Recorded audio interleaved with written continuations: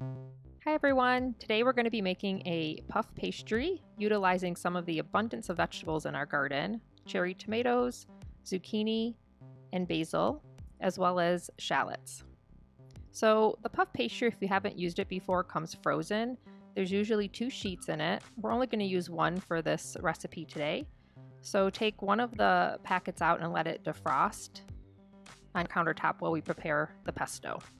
So what you'll need for your pesto is 4 cups of clean basil leaves, 2-3 cloves of garlic, 2/3 cup of walnuts, and about 1/4 cup to 1/3 cup of olive oil.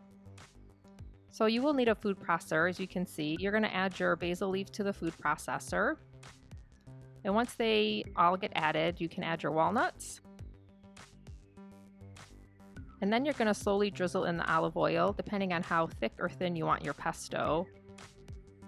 Now we are going to be spreading this on the pastry dough, so you don't want it too thin. And you can see here I'm adding about 1/4 teaspoon of salt. You want it pretty smooth texture, and it does kind of hold on to the spatula when I pick it up. So once you have your pesto made, you'll just set that aside. And the second thing we'll do is caramelize our shallots. So I have about 2 tablespoons of olive oil preheated in a pan, and we're going to thinly slice the shallots. I used about a medium-sized shallot for this recipe. They will cook down quite a bit. So once your oil is hot, go ahead and add your shallots. And then just add a pinch of sea salt, which helps draw out the water, and this will help them caramelize. So I'm using half of a green squash and half of a yellow squash here, and you want to slice them pretty thin.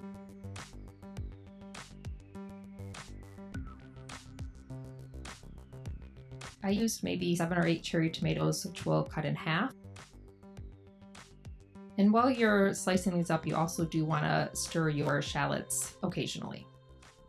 So because the high water content in the tomatoes and zucchini, we're just going to line a sheet pan with a couple paper towels and put a thin layer of the vegetables there.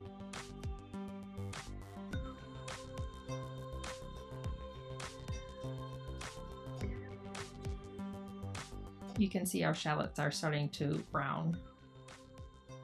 And then you're also going to sprinkle these with a tiny bit of sea salt to help draw the water out. It will take about 30 minutes for the water to get drawn out of these, so I usually just set them aside and work on some other things.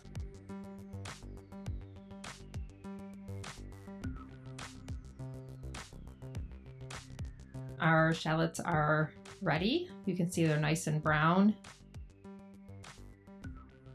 So you can see here are the water droplets on top of the zucchini and the tomatoes, which means they're going to be ready to go on our puff pastry. So I just pat dry with the paper towel I have, and then you'll put them in a bowl. And we'll just add about a tablespoon of olive oil, a pinch of sea salt, and I'm using about 1/4 teaspoon of Aleppo pepper and some ground pepper. So now we'll lay out our puff pastry. So you can see it comes in 3s. You'll just pull the paper out in between. And you're going to put this in a parchment lined sheet pan. And I just kind of make sure all the folds are flat. And then you'll add your pesto. I don't really have an amount. I just add it on so that I leave a little edge around.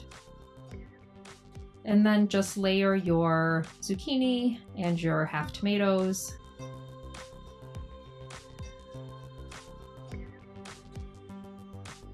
And you're going to bake this in a preheat oven of 400 degrees. It takes about 25 minutes total, but we are going to pull this out after 15 minutes. And we're going to add our caramelized shallots on top.